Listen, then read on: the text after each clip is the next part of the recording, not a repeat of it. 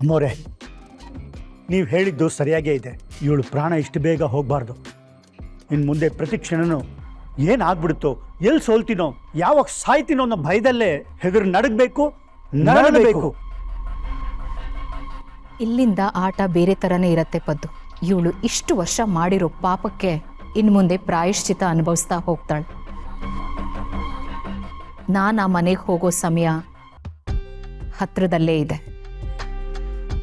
ಒಳ್ಳೇದಾಯ್ತು ಅಮ್ಮೋರೆ. ಒಂದ್ಸಲಿ ಇವಳಿಗೆ ಈ ರೀತಿ ಬಿಸಿ ಮುಟ್ಟಿಸ್ಬೇಕಾಗಿತ್ತು. ಆ ಕೆಲಸ ಆಗಿದೆ.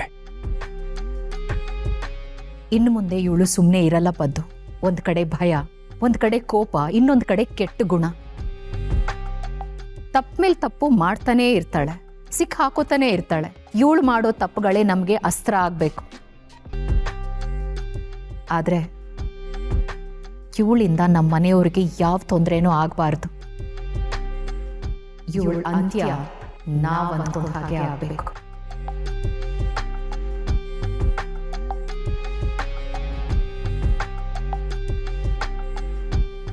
ನಡೆಯೋ ಚೋಟು, ಮೇಡಮ್ನ ಹುಷಾರಾಗಿ ಗೌರವದಿಂದ ಬಿಟ್ಟು ಬರೋಣ. ಸರಿ ಪದಣ್ಣ.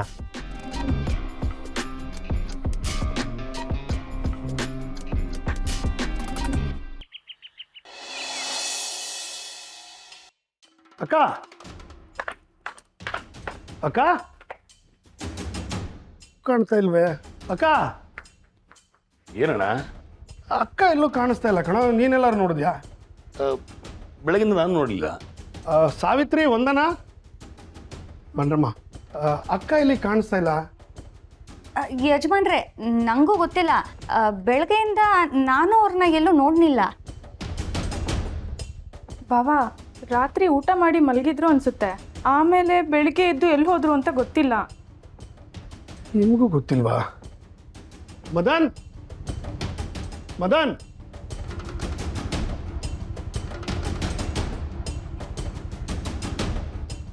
ಮಾವ, ಮದನ್ ಎಲ್ಲ ನಿಮ್ಮಮ್ಮ ಕಾಣಿಸ್ತಾ ಇಲ್ಲ. ನೀನು ನೋಡಿದ್ಯಾ? ಮಾವ, ಅದು ಅಮ್ಮ.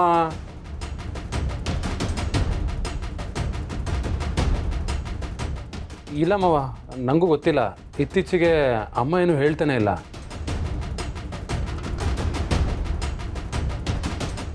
ನಾನು ಹೇಳೋದನ್ನು ಕೇಳ್ತಿಲ್ಲ. ಎಲ್ಲಿದ್ಯಮ್ಮ ನೀನು? ಸುರೇಂದ್ರ, ಯಾವುದಕ್ಕೂ ಡಿಪಾರ್ಟ್ಮೆಂಟ್ಗೆ ಒಂದ್ಸಲ ಇನ್ಫಾರ್ಮ್ ಮಾಡು.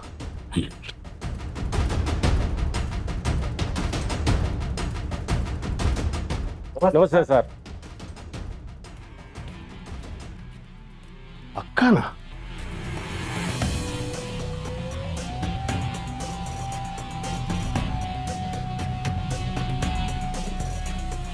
ಅಕ್ಕ, ಪೊಲೀಸ್ನವ್ರ ಜೊತೆ ಬರ್ತಾ ಇದೆಯಾ? ಏನಾಯ್ತಕ್ಕ? ಏನಾಯ್ತು? ಬಾ, ನಿಧಾನ ನಿಧಾನ.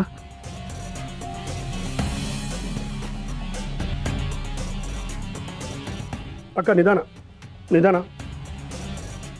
ಬಾ, ವಂದನಾ, ಸ್ವಲ್ಪ ನೀರು ತಗೊಂಬಮ್ಮ. ಕೂತ್ಕೋ ಕೂತ್ಕೋ. ನಿಧಾನ ನಿಧಾನ ನಿಧಾನ. ಅಕ್ಕ ಅಕ್ಕ,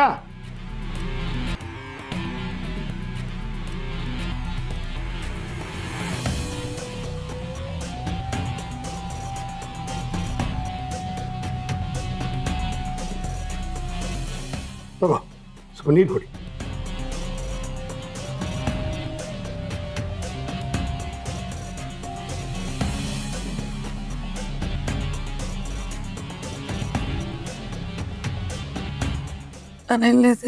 ಮನೇಲೇ ಇದೆಯಾ ಅಕ್ಕ? ನಮ್ಮ ಜೊತೆನೇ ಇದೆಯಾ? ಸೇಫ್ ಆಗಿದೆಯಾ? ಯಾವ ತೊಂದರೆನೂ ಇಲ್ಲ.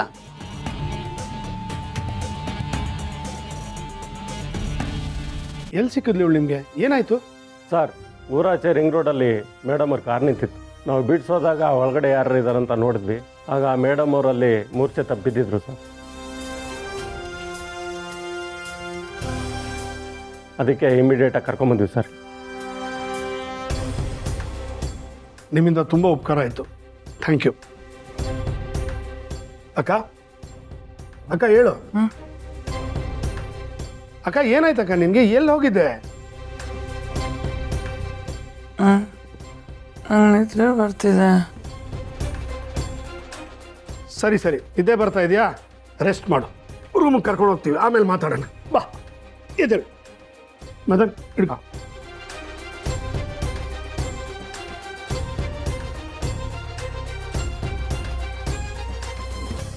ಮಾಡೋದೆಲ್ಲ ಮಾಡಿ ಈಗ ಭಾವನ ಹತ್ರ ಸಿಂಪತಿ ತಗೊಳಕ್ಕೆ ಎಷ್ಟು ನಾಟಕ ಆಡ್ತಿದ್ದಾಳೆ ನೋಡು.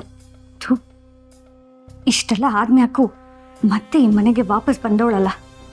ಶ್ರಾವಣಿ ಕುತ್ತಿಗೆ ಹಿಡ್ದು ಆಚೆ ದಬ್ಬವಳಲ್ಲ, ಒಳಗಡೆಯಿಂದ ಕೂತಿತಾ ಇರ್ತಾಳೆ. ಇಲ್ಲ, ಇವಳು ಸುಮ್ಮನೆ ಇರೋಳಲ್ಲ, ಖಂಡಿತ ಏನೋ ಒಂದು ಮಾಡೇ ಮಾಡ್ತಾಳೆ. ನಾವ್ಯಾವುದಕ್ಕೂ ಹುಷಾರಾಗಿರ್ಬೇಕು.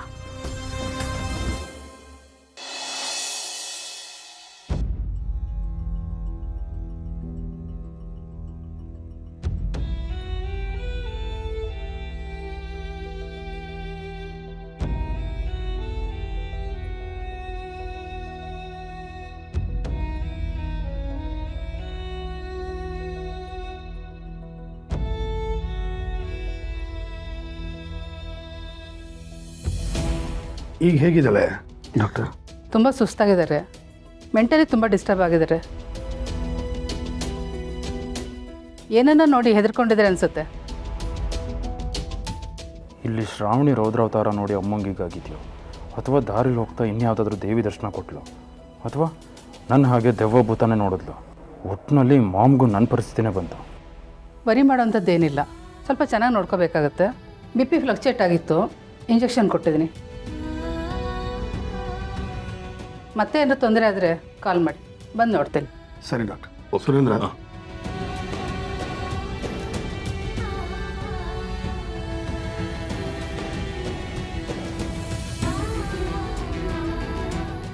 ಏನಕ್ಕ ನಿನ್ನ ಪರಿಸ್ಥಿತಿ? ಮಧ್ಯರಾತ್ರಿಲಿ ಯಾಕೆ ಹೋದೆ?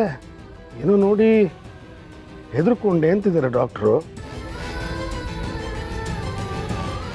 ಅಲ್ಲ, ನೀನು ಎಷ್ಟು ಧೈರ್ಯವಂತೆ, ಛಲಗಾತಿ, ಅಂಥದ್ದೇನು ನೋಡಿ ಹೆದರ್ಕೊಂಡ?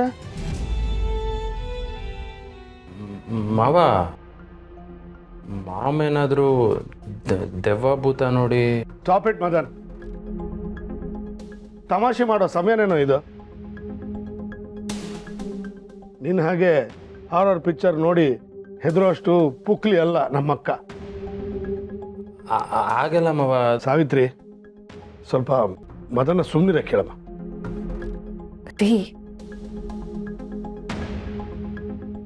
ಅಕ್ಕ, ನಿನ್ಗೇನು ಆಗಲ್ಲ, ಬೇಗ ಹುಷಾರಾಗ್ತೀಯ. ಅಮ್ಮ ಸಾವಿತ್ರಿ, ನಿಮ್ಮತ್ತೆನ ಹುಷಾರಾಗಿ ನೋಡ್ಕೊಮ್ಮ. ಆಗ್ಲಿ, ಸಂದಾಕೆ ನೋಡ್ಕೋತೀನಿ. ಏನಾದ್ರು ಬೇಕಾದ್ರೆ ಕರಿ.